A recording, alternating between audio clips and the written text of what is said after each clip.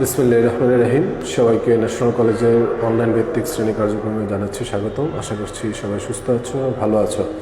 আজকে আমরা কথা বলবো উৎপাদন ব্যবস্থাপনা বিপণন প্রথম পত্রের দ্বিতীয় অধ্যায় উৎপাদনের উপকরণ এই চ্যাপ্টারটি হতে।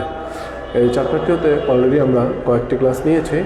আজকে এই চ্যাপ্টারের আলোচ্য বিষয় হচ্ছে সংগঠনের প্রকারভেদ। আমরা বিভিন্ন প্রকার সংগঠন নিয়ে আলোচনা করব। আমরা এর আগের ক্লাসটিতে আলোচনা করেছিলাম শ্রমের প্রকারভেদ নিয়ে। সেখানে আমরা শিখেছিলাম বিভিন্ন প্রকার শ্রম সম্পর্কে এবং শ্রমের গতিশীলতা কাকে বলে এবং গতিশীলতার প্রকারভেদ নিয়ে এর পূর্বের ক্লাসে আমরা আলোচনা করেছি। তারও আগের ক্লাসে আমরা আলোচনা করেছিলাম উৎপাদনের উপকরণ সমূহ নিয়ে। আজকে চ্যাপ্টারের তৃতীয় ক্লাস। আজকে আমরা শিখব সংগঠনের প্রকারভেদ বা বিভিন্ন প্রকার সংগঠন সম্পর্কে আজকে আমরা আলোচনা করব, জানার চেষ্টা করব। তো আমরা প্রথমে চলে আসি সংগঠনের প্রকারভেদের মধ্যে। দেখবে তোমাদের বইতে অনেক প্রকার সংগঠন দেওয়া আছে। আমরা সেখান থেকে মোস্ট ইম্পর্টেন্ট যে সংগঠনগুলো বা মোটামুটি গুরুত্বপূর্ণ যেই প্রকারভেদগুলো রয়েছে সেগুলো আমরা শিখবো। সেখান থেকে আমি এখানে 7টি সংগঠন সিলেক্ট করেছি। এই 7টির মধ্যে আশা করি তোমরা 100% কমন পাবে। সংগঠনের প্রকারভেদ থেকে যদি কোনো কোশ্চেন আসে 7টির মধ্যেই আসবে। এই 7টি যদি আমরা ভালোভাবে বুঝতে পারি এবং শিখতে পারি তাহলে ইনশাল্লাহ সংগঠনের প্রকারভেদ নিয়ে আমাদের কোনো প্রবলেম থাকবে না। তো সংগঠনের প্রকারভেদের মধ্যে একদম শুরুতেই 1 নম্বরে রয়েছে এক মালিকানা সংগঠন। তো আমরা এই এক মালিকানা সংগঠন আমরা সবাই কিন্তু এটা সাথে পরিচিত। আমরা সবাই এটা মোটামুটি ভালোভাবে এটার ব্যাখ্যাটা করতে পারি। তারপরে আমাদের যেহেতু চ্যাপ্টার এসেছে, আমরা পূর্বেও এটা তোমরা পড়েছো 9-10 ক্লাসগুলোতে, তোমরা এগুলো জেনেছ। তারপর আমি সংক্ষেপে আলোচনা করছি। এক মালিকানা সংগঠন প্রশ্নের মধ্যে আনসারটা দেওয়া আছে। এক মালিকানা মানে মালিক একজন। এক মালিকানা এই যে সংগঠন, এই শব্দটিকে এক মালিক, মানে মালিক মাত্র একজন। তার মানে কি বোঝায়? যে সংগঠনের মালিক মাত্র একজন তাকে কি বলা হয়? এক মালিকানা সংগঠন। খেয়াল করে দেখো, প্রশ্নের মধ্যে আনসার দেওয়া আছে মালিক একজন। তাহলে আমরা এটা বলতে পারি যে যে সংগঠন মালিক মাত্র একজন বা একজন মাত্র ব্যক্তি দ্বারা পরিচালিত সংগঠনকে কি বলা হবে? এক মালিকানা সংগঠন বলা হবে। এক মালিকানা সংগঠনের যাবতীয় সকল সুযোগ সুবিধা মালিক একাই ভোগ করেন। আবার যত প্রকার ঝুঁকি রয়েছে বা ক্ষতি রয়েছে সেটাও মালিক একাই ভোগ করেন। মানে এটার সব কিছু সে একাই নিয়ন্ত্রণ করতে পারেন। এই জন্য এক মালিকানা সংগঠন একটা বহুল জনপ্রিয় একটি সংগঠন। এই জন্য আমরা দেখবো যে আমাদের আশেপাশে প্রচুর পরিমাণে এক মালিকানা সংগঠন দেখা যায়। এই যে একটা মুদি দোকান যদি একজন ব্যক্তি দিয়ে থাকে, এটা এক মালিকানা সংগঠন। বেশিরভাগ মুদি দোকান দেখবে এক মালিকানা সংগঠন। আমরা যে লাইব্রেরিগুলো থেকে আমরা বই খাতা কলম কিনি, এক মালিকানা সংগঠন। অধিকাংশ আমাদের যে খুচরা প্রতিষ্ঠানগুলো আছে সকলগুলোই প্রায় 90% প্রতিষ্ঠান হচ্ছে কি এক মালিকানা। কিছু আছে সেখানে একটু ডিফারেন্ট থাকে। এক মালিকানা সংগঠনের জনপ্রিয়তার কারণ কি? সেখানে গোপনীয়তা রক্ষা পায়, নিজে একাই সিদ্ধান্ত গ্রহণ করা যায়, মালিক স্বাধীন থাকেন, কারো কাছে জবাবদিহি করতে হয় না। এই ধরনের বিভিন্ন কারণে এই সংগঠনটা ব্যাপক জনপ্রিয় এবং আমরা প্রচুর পরিমাণে এই সংগঠন আমাদের আশেপাশে দেখতে পাই। এবার আসি আমরা অংশীদারি সংগঠন।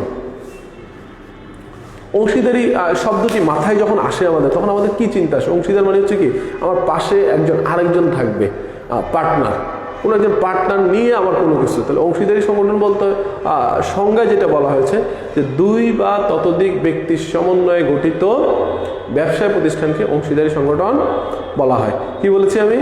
অংশীদারি সংগঠনের প্রধান শর্ত কি? 2 জন হতে হবে। কয়জন হতে হবে? 2 জন। ব্যবসার মালিক কয়জন হতে হবে? 2 জন বা ততোধিক। ততোধিক মানে 2 জনের জায়গায় 3 হতে পারে, 4 হতে পারে, 5 হতে পারে, 6 হতে পারে, কোনো সমস্যা নেই। বাট সর্বনিম্ন কতজন? সর্বনিম্ন হচ্ছে 2 জন। এই জন্য আমরা আনসারে আমরা এইভাবে বলবো যে 2 বা ততোধিক। ততোধিক বলতে মানে 2 এর অধিক। 2 বা ততোধিক ব্যক্তির সমন্বয়ে গঠিত ব্যবসা প্রতিষ্ঠানকে অংশীদারি সংগঠন বলা হয়। আমরা কি এটা মনে রাখতে পারবো? অংশীদারি সংগঠন। অংশীদারি সংগঠন বলে আমরা কি বুঝবো? যে আমার পাশে আরেকজন আছে, তাহলে এটা দ্বারা আমি মাথায় আসবে আমার কি 2 জন, আরও থাকতে পারে, মানে কি ততোধিক। তাহলে 2 বা ততোধিক ব্যক্তির সমন্বয়ে গঠিত ব্যবসা প্রতিষ্ঠানকে অংশীদারি সংগঠন বলা হয়। তো অংশীদারি সংগঠনের সুবিধাগুলো কি? অংশীদারি সংগঠনের সুবিধাগুলো হচ্ছে মূলধনের যোগান করাটা সম্ভব। মনে করো যে একজন মাত্র ব্যক্তি, তার মূলধন কিন্তু ওই ওনার যা আছে তাই, কিন্তু আমি যখন অংশীদারিতে যাবো তখন এই মূলধনটা ডাবল হয়ে যাবে। 2 জন থাকলে ডাবল, 3 জন থাকলে 3 গুণ, 4 জন থাকলে 4 গুণ। তার মানে কি সংগঠনটা আমাদের অনেক রিচ থাকে, মূলধনের পরিমাণটা বেশি থাকে। এই জন্য যেই ব্যবসাগুলোতে পুঁজি বেশি প্রয়োজন সেই ব্যবসাগুলোতে আমরা ইনভেস্ট করার সুযোগ পায় অংশীদারি ব্যবসাগুলোতে। এখানে আরেকটা বিষয়, অংশীদারি ব্যবসা আরেকটা সুবিধা কি? আরেকটা সুবিধা হচ্ছে যে অংশীদারি ব্যবসায় সঠিক সিদ্ধান্ত গ্রহণের হারটা বেশি। যেহেতু এখানে 2 জন 3 জন বা 4 জন মিলে সিদ্ধান্ত গ্রহণ করে, সেখানে ভুলের পরিমাণটা একটু কম থাকে। কেউ একজন ভুল করলো, কোনো একজন দেখা যায় যে ওইটা একটু সংশোধন করে দিল। এই জন্য এখানে ভালো ডিসিশন, সিদ্ধান্ত আসার সম্ভাবনাটা একটু বেশি থাকে এক মালিকানা সংগঠনের তুলনায়। কারণ এক মালিকানা সংগঠনে মালিক একাই সিদ্ধান্ত নেয়, ভুল হলো সেটা একাই নিবে, সঠিক হলো সেটা একাই নিবে, তার ভুল ধরিয়ে দেওয়ার মতো কিন্তু কেউ থাকে না। কিন্তু অংশীদারি সংগঠনে আমি একটা কনসেপ্ট শেয়ার করলাম, অন্য আরেকজন দেখা যায় এটাকে এডিট করে আরেকটু বেটার কনসেপ্ট শেয়ার করলো, তাহলে দেখা যায় কি অংশীদারি সংগঠনে ভালো সিদ্ধান্ত হওয়ার পসিবিলিটিটা বেশি এক মালিকানা সংগঠনের তুলনায়। তাহলে আমরা এক মালিকানা সংগঠনটা কি? যে ব্যবসায় মালিক মাত্র একজন বা একজন মাত্র ব্যক্তি দ্বারা পরিচালিত প্রতিষ্ঠানকে এক মালিকানা সংগঠন বলা হয়। আর অংশীদারি সংগঠনের সংখ্যাটা কি? 2 বা ততোধিক ব্যক্তির সমন্বয়ে গঠিত ব্যবসা প্রতিষ্ঠানকে অংশীদারি সংগঠন বলে। আমার এই জিনিসটা যদি মনে রাখো, 2 বা ততোধিক, মানে 2 এর বেশি, 4 হতে পারে, 8 হতে পারে, 10 হতে পারে। 2 বা ততোধিক ব্যক্তির সমন্বয়ে গঠিত ব্যবসা প্রতিষ্ঠানকে অংশীদারি সংগঠন বলা হয়। আশা করি তোমরা বুঝতে পেরেছো। এই বিষয়গুলো তোমরা আগেও জেনেছো, আমি সংক্ষেপে এই জন্য বলছি, খুব একটা ডিপে যাচ্ছি না, কারণ জানা জিনিস বেশি জানতে গেলে ওইটা দেখা যায় আমরা গুলিয়ে ফেলি। আমরা আসি এবার থার্ড আমাদের আছে যৌথ মূলধনী কোম্পানি। যৌথ মূলধনী কোম্পানির একটা সহজ সংজ্ঞা যদি বলি, মানে এক লাইনে যদি একটা সংজ্ঞা বলি, যে কোম্পানি আইন দ্বারা সৃষ্ট প্রতিষ্ঠানকে যৌথ মূলধনী কোম্পানি বলা হয়। কি বলেছি আমি? যৌথ মূলধনী কোম্পানির একটা আইন আছে, হ্যাঁ, কোম্পানি আইন দ্বারা সৃষ্ট প্রতিষ্ঠানকে যৌথ মূলধনী কোম্পানি বলা হয়। হ্যাঁ, কোম্পানি আইনের আওতায় যদি কোনো ব্যক্তি বা প্রতিষ্ঠান ব্যবসা গঠন করে তখন সেটাকে কি বলা হবে? যৌথ মূলধনী সংগঠন বলা হবে। এটা আরেকটি সংজ্ঞা রয়েছে যে 2 বা অংশীদারি সংগঠনের মতোই অনেকটা 2 বা ততোধিক ব্যক্তির সমন্বয়ে গঠিত আইন সৃষ্ট ব্যবসা প্রতিষ্ঠানকে যৌথ মূলধনী কোম্পানি বা সংগঠন বলা হয়। অংশীদারি সংগঠন আর যৌথ মূলধনী সংগঠনের সংজ্ঞাটা প্রায় সেম। পার্থক্যটা কোন জায়গায়? আমি 2টা সংজ্ঞাই বলবো, তোমরা আমাকে পার্থক্যটা কমেন্টে জানাবে। আমি প্রথম অংশীদারি সংগঠনের সংজ্ঞা বলছি। 2 বা ততোধিক ব্যক্তির সমন্বয়ে গঠিত ব্যবসা প্রতিষ্ঠানকে অংশীদারি সংগঠন বলা হয়। এবার আমি আসি যৌথ মূলধনী কোম্পানি। 2 বা ততোধিক ব্যক্তির সমন্বয়ে গঠিত আইন সৃষ্ট ব্যবসা প্রতিষ্ঠানকে যৌথ মূলধনী কোম্পানি বলে। এখন বলো এই 2টা সংজ্ঞার মধ্যে ডিফারেন্টটা কোন জায়গায়, ডিফারেন্ট ওয়ার্ড কোনটা, এটা একটু আমাকে কমেন্টে জানাবে। আমি একটু দেখবো যে তোমরা কমেন্টে আমাকে একটু জানাও যে অংশীদারি ব্যবসা যৌথ মূলধনী কোম্পানির আমি যে সংজ্ঞাটা দিয়েছি সেখানে ডিফারেন্টটা কোন জায়গায়, এটাকে আমার একটু জানাও। দেখি কে সবার আগে জানাতে পারো।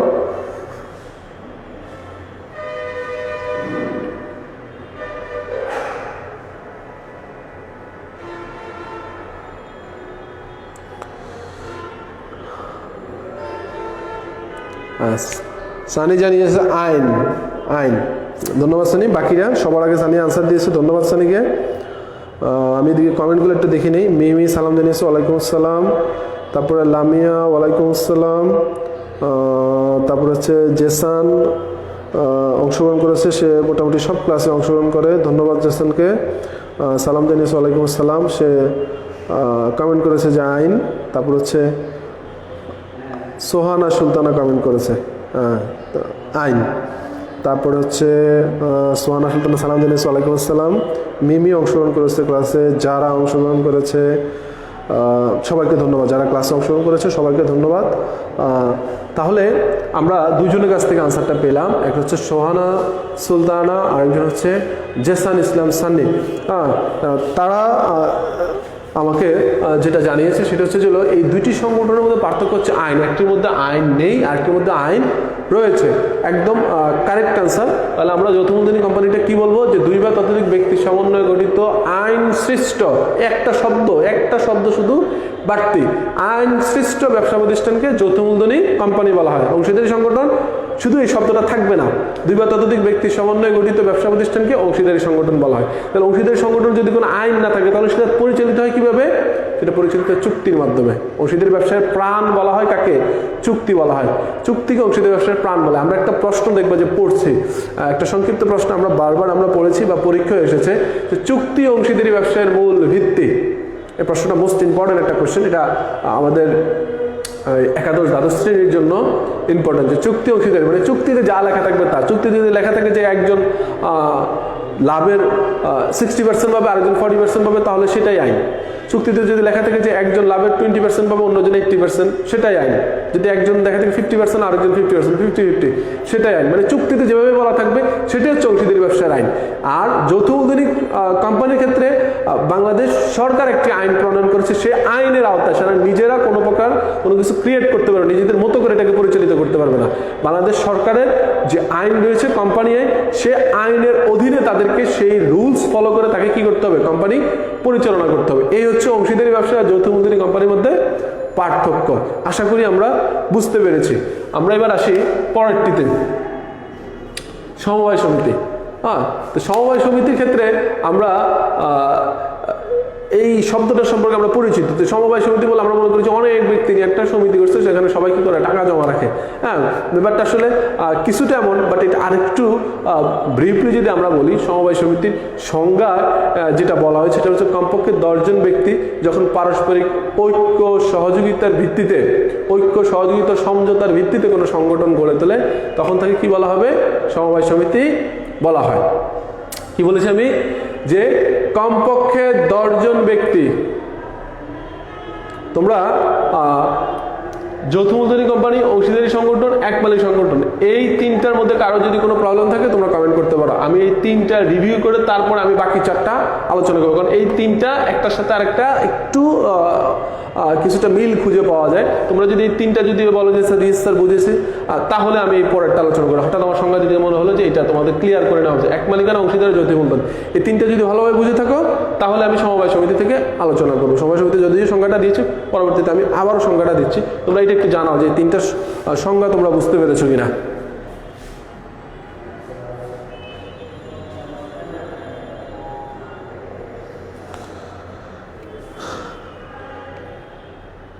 আমাকে একটু জানাও যে যে তিনটা সংজ্ঞা পড়ানো হয়েছে সে তিনটা সংজ্ঞা তোমরা বুঝতে পেরেছো কিনা, এক মালিকানা, অংশীদারি, যৌথ মূলধনী। আচ্ছা, জেসান জানিয়েছে তিনটে বুঝেছে, ধন্যবাদ বাবা। তাহলে আমরা এবার সমবায় সমিতিতে আসি। তো সমবায় সমিতিতে আমরা কি বলেছি, যে কমপক্ষে 10 জন, এখানে 10 জন হবে না, এটা একটু দুঃখ প্রকাশ করছে, এটা হচ্ছে 20 জন হবে। তাহলে হবে কমপক্ষে 20 জন ব্যক্তির সমন্বয়ে, কমপক্ষে 20 জন ব্যক্তি যখন পারস্পরিক ঐক্য সহযোগিতা সমঝোতা, তিনটা শব্দ আমাদের মনে রাখতে হবে। সমবায় সমিতি সংজ্ঞাটা দিতে গেলে আমাকে কটা শব্দ মনে রাখতে হবে, তিনটা শব্দ। সে তিনটা শব্দ কি, ঐক্য সহযোগিতা সমঝোতা, ঐক্য সহযোগিতা সমঝোতা। হ্যাঁ, কমপক্ষে 20 জন ব্যক্তি যখন পারস্পরিক ঐক্য সহযোগিতা সমঝোতার ভিত্তিতে কোনো সংগঠন গড়ে তোলে তখন তাকে কি বলা হবে, সমবায় সমিতি বলা হবে। ব্যক্তিগত জন কমপক্ষে 20 জন, সর্বোচ্চ যা হতে পারে। হ্যাঁ, কমপক্ষে 20 জন লাগবে, এর উপরে যা হতে পারে কোনো প্রবলেম নেই, বাট কমপক্ষে কতজন লাগবে, 20 জন লাগবে। তাহলে কমপক্ষে 20 জন ব্যক্তি যখন পারস্পরিক ঐক্য সহযোগিতা সমঝোতার ভিত্তিতে, তাহলে সমবায় সমিতিতে আমরা এখানে দেই কমপক্ষে 20 জন। কি পয়েন্টগুলা, ঐক্য,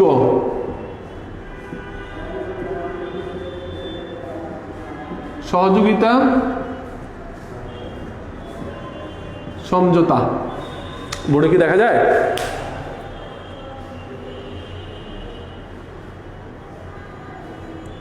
কমপক্ষে আমরা যদি এই শব্দগুলো মনে রাখি, এই শব্দগুলো মনে রাখলে আমরা সমবায় সমিতির সংখ্যাটা দিতে পারবো।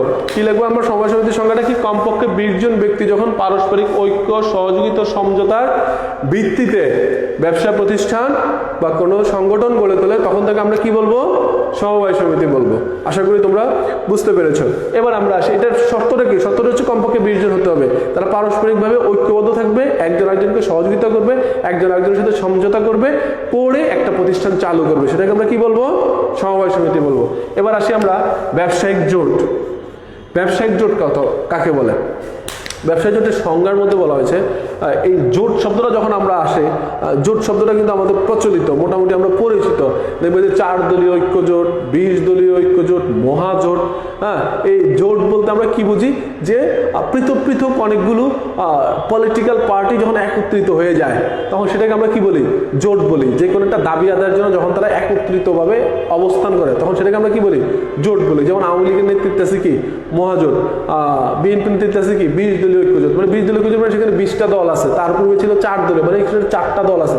4টা দল পৃথকভাবে থাকবে কিন্তু তারা ওই জোটবদ্ধ হয়ে একটি আন্দোলন করবে। তো ব্যবসা প্রতিষ্ঠানের ক্ষেত্রে জোটটা কি? ব্যবসায়িক জোটটা কি? ওটা তো রাজনৈতিক জোট। হ্যাঁ, আমরা শিখবো হচ্ছে ব্যবসায়িক জোট। তো ব্যবসায়িক জোটটা কি? ব্যবসায়িক জোটটা হচ্ছে কতগুলো ব্যবসা প্রতিষ্ঠান যখন নিজেদের মধ্যে প্রতিযোগিতা পরিহার করে ঐক্যবদ্ধ হবে তখন তাকে সেটাকে কি বলা হবে? ব্যবসায়িক জোট বলা হবে। কি বললাম আমি? কতকগুলো মানে অনেকগুলো, কতকগুলো ব্যবসা প্রতিষ্ঠান যখন নিজেদের মধ্যে প্রতিযোগিতা পরিহার করে জোট গঠন করে তখন তাকে কি বলা হবে? ব্যবসায়িক জোট বলা হবে। এই ব্যবসায়িক জোট গঠন করলে কি হয়? ব্যবসায়িক জোট গঠন, ব্যবসায়ী যখন একত্রিত থাকে তখন সরকার ইচ্ছা করলে কোনো একটি ডিসিশন তাদেরকে চাপিয়ে দিতে পারে না, কারণ তারা তো জোটবদ্ধ। তারা একত্রিত হয়ে কি করবে? আন্দোলন করবে বা সরকারের কাছে দাবি পোষণ করবে। তখন সরকার চাইলেও কোনো একটি বিষয় তাদেরকে চাপিয়ে দিতে পারবে না। এই জন্য তারা জোটবদ্ধ থাকে যাতে তাদের সাউন্ডটা বেশি হয়, তাদের ভয়েসটা বেশি রাইজ হয়। তারা যেন যে কোনো কথা বললে সবাই একসাথে বলতে পারে। তখন সরকার ভাববে যে তারা তো জোটবদ্ধ, তারা সবাই যখন এটা বলতেছে সবার বিরুদ্ধে কোনো অবস্থানে সরকার যেতে পারে না। এই জন্য ব্যবসায়িক জোটটা গঠন করা হয়। এই ব্যবসায়িক জোটের উদাহরণ যদি আমরা দিই, দেখবো যে যত গার্মেন্টস আছে, গার্মেন্টস মালিকদের একটা সংগঠন আছে বিজিএমই, দেখবো যে এফডিসির অপোজিটে বিজিএমই একটা ভবন আছে। গার্মেন্টস মালিকদের এই সংগঠন হচ্ছে কি? বিজিএমই। তারা কি করছে? পারস্পরিক প্রতিযোগিতা পরিহার করে একজোট হয়েছে। তারপর দেখবো যে ব্যবসায়ীদের একটা সংগঠন আছে এফবিসিআই, এফবিসি একটা ব্যবসায়ীদের একটা সংগঠন। তারপর হচ্ছে চিটাগাংয়ের ব্যবসায়ীদের একটা সংগঠন আছে, Chittagong chamber of commerce, Dhaka chamber of commerce. তাহলে এই ব্যবসায়ীরা কি করতেছে? তারা বিভিন্ন সংগঠন গড়ে তুলে জোটবদ্ধ হয়ে থাকতেছে যাতে কেউ তার চাইলেও তাদের কি করতে না পারে? ক্ষতি করতে না পারে। তাহলে আমরা কি শিখলাম ব্যবসায়ী জোটের সংজ্ঞায়? যে কতগুলো ব্যবসায়িক প্রতিষ্ঠান যখন নিজেদের মধ্যে প্রতিযোগিতা পরিহার করে কি করে? জোট গঠন করে তখন তাকে কি বলা হবে? ব্যবসায়িক জোট বলা হবে। উদাহরণ হিসেবে কি আছে? বিজিএমই গার্মেন্টস ব্যবসায়ীদের জোট, তারপর হচ্ছে এফবিসিআই ব্যবসায়ীদের জোট, চিটাগাংয়ের ব্যবসায়ীদের জোট হচ্ছে চিটাগাং চেম্বার অফ কমার্স, তারপর হচ্ছে ঢাকা চেম্বার অফ কমার্স। এগুলো হচ্ছে ব্যবসায়িক জোটের উদাহরণ। এবার আমরা আসি যৌথ উদ্যোগ। যৌথ উদ্যোগটা কি? যৌথ উদ্যোগটা হচ্ছে 2 বা ততোধিক দেশি বা বিদেশি কোম্পানি যখন ঐক্যবদ্ধ ভাবে ব্যবসা পরিচালনা করবে, একত্রে ব্যবসা পরিচালনা করবে তখন তাকে বলা হয় যৌথ উদ্যোগ। আমি কি বলেছি? 2 বা ততোধিক দেশি বা বিদেশি কোম্পানি যখন, মানে 2টা কোম্পানি যখন, 2টাই মনে করো, 2টা কোম্পানি দেশি বা বিদেশি হতে পারে, দেশি হতে পারে বিদেশি হতে পারে, 2টাই দেশি হতে পারে, 2টাই বিদেশি হতে পারে। দেশি বা বিদেশি কোম্পানি যখন একতাবদ্ধ হয়ে ব্যবসা পরিচালনা করে তখন তাকে কি বলা হবে? যৌথ উদ্যোগ বলা হবে। এটা কিন্তু ইম্পর্টেন্ট, যৌথ উদ্যোগটা। আমি একটু পরে তোমাদেরকে এটা থেকে কিছু প্রশ্ন করবো, আমাকে কিন্তু আনসার দিতে হবে। কাজেই আনসার আমি যে সংজ্ঞাটা দিচ্ছি সেটা একটু মনোযোগ দিয়ে শুনবে। যৌথ উদ্যোগের সংজ্ঞা কি বলেছি? 2টি দেশি বা বিদেশি কোম্পানি যখন জোটবদ্ধ হয়ে একত্রে মিলিত হয়ে ব্যবসা পরিচালনা করবে তখন তাকে কি বলা হয়? যৌথ উদ্যোগ বলা হয়। আচ্ছা, এই যৌথ উদ্যোগ যদি তুমি বুঝে থাকো তাহলে আমাকে যৌথ উদ্যোগের একটি উদাহরণ দিবে যে স্যার হ্যাঁ এই 2টি কোম্পানি স্যার একত্রে হয়ে এখন ব্যবসা পরিচালনা করছে। যৌথ উদ্যোগটা যদি বুঝে থাকো আমাকে একটা উদাহরণ দাও। আমি দেখবো যে সবার ফার্স্টে কে আনসারটা দিতে পারে। এর আগের প্রশ্নের আনসারটা দিয়েছে জেসান ইসলাম আর হচ্ছে সোহানা সুলতানা। এই আনসারটা আমি দেখবো যে কে দিতে পারে। আমি আবারও বলছি, যৌথ উদ্যোগের সংজ্ঞা আবারও বলছি, 2 বা ততোধিক দেশি বা বিদেশি কোম্পানি যখন একত্রিত হয়ে ব্যবসা পরিচালনা করবে, কোনো একটা ব্যবসা, তারা একই ব্যবসা করতো কিন্তু দুইজন এখন একত্রিত হয়ে দুইটা ব্যবসা মিলিত করে এককভাবে ব্যবসা করতেছে, সেটাকে বলা হয় যৌথ উদ্যোগ। দুইটা কোম্পানি মিলিত হইতে হবে এবং একইভাবে বিজনেস করতে হবে, আগে আলাদা ছিল এখন মিলিত হয়ে গেছে, এই ধরনের। তাহলে এটাকে বলা হবে যৌথ উদ্যোগ। আমাকে এখন একটু কষ্ট করে আমি দেখব যে কে সবার আগে আনসারটা দিতে পারে। আমি একটু কমেন্টগুলো চেক করব।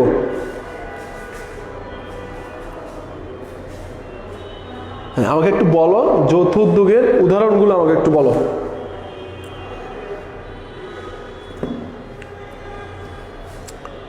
দেখি কে বলতে পারে। আগেরটা জেসান ইসলাম সান্নি আর সোহানা সুলতানা সঠিক অ্যান্সার দিয়েছিল। এবার আমি দেখবো যে কে সঠিক অ্যান্সারটি দিতে পারে এবং সবার আগে কে দিতে পারে। যৌথ উদ্যোগ, যৌথ উদ্যোগ, যৌথ উদ্যোগ আমাদের দেশেও রয়েছে এই ধরনের প্রতিষ্ঠান। আমরা একটু দেখব যে সে প্রতিষ্ঠানগুলো কি।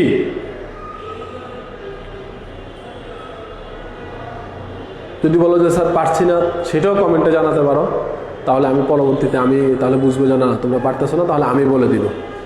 বলে দেওয়ার পরে কিন্তু তোমরা আফসোস করবে যে এটা কিন্তু বোঝা উচিত ছিল। কেএফসি, কেএফসিতে একক মালিকানাধীন বাবা, কেএফসি তো একক মালিকানাধীন। এটা তো কারোর সাথে, সে কার সাথে জোট করেছে বলো? যৌথ উদ্যোগ হচ্ছে দুইটা কোম্পানি একত্র হয়ে যাবে, তাহলেও সেটাকে যৌথ উদ্যোগ বলা যায়। কেএফসি তো একাই ছিল, প্রথম থেকেই একা, সে তো কারোর সাথে জোট গঠন করে নাই বা কারোর সাথে যৌথ উদ্যোগে যায় নাই। কেএফসি হবে না বাবা, অন্য কিছু। একটু চিন্তা করে দেখো, একটু চিন্তা করে দেখো। যাক, তারপরে তোমাকে ধন্যবাদ যে তুমি অন্তত চেষ্টা করেছো, চেষ্টা করে অন্তত কমেন্টে জানিয়েছো, অন্তত চিন্তা করেছো। বাকিরা আমাকে একটু বলবে যে কোনটি যৌথ উদ্যোগের উদাহরণ হতে পারে, একটা উৎকৃষ্ট উদাহরণ দাও।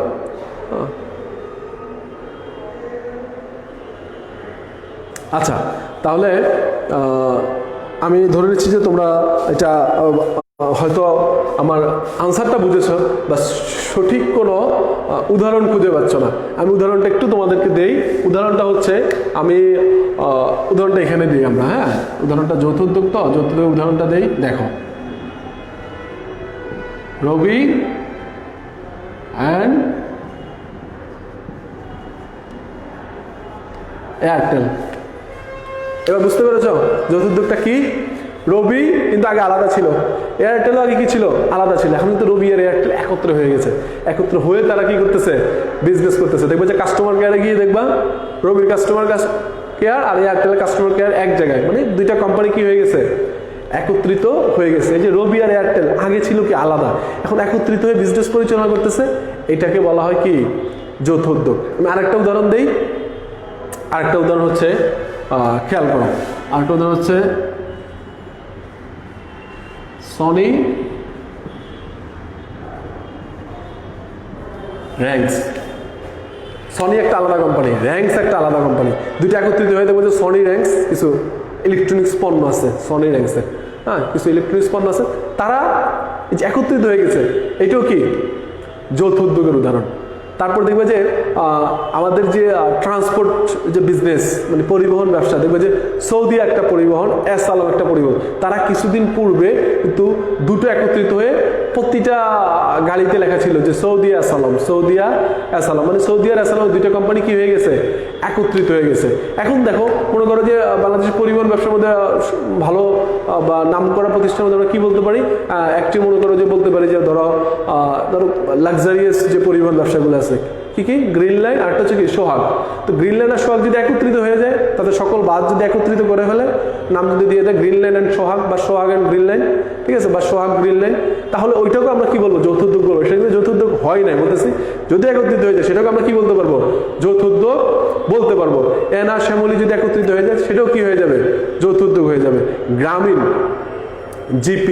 জিপি আর যদি বাংলা লিগ একত্রিত হয়ে যায় সেটাকে আমরা কি বলতে পারবো?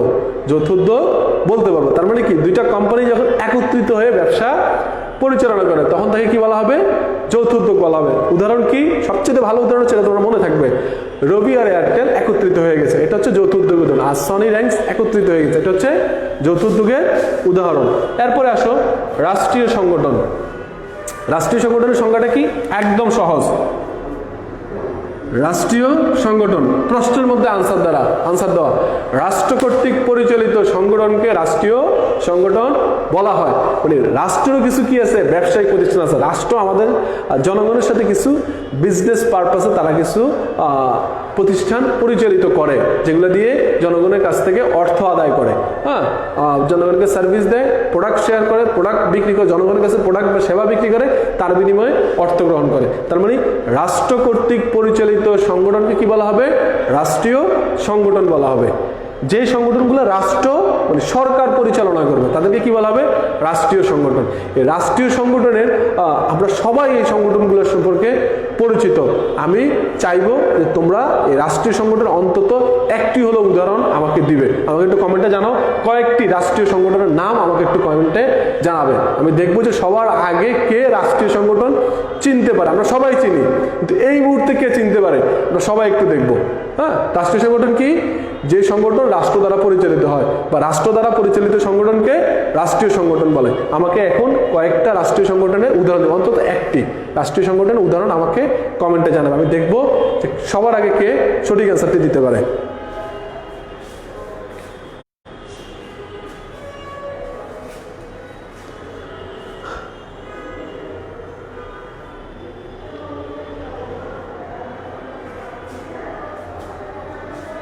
রাষ্ট্রীয়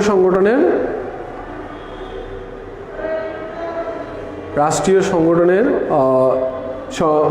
উদাহরণ আমাকে একটু জানাবে।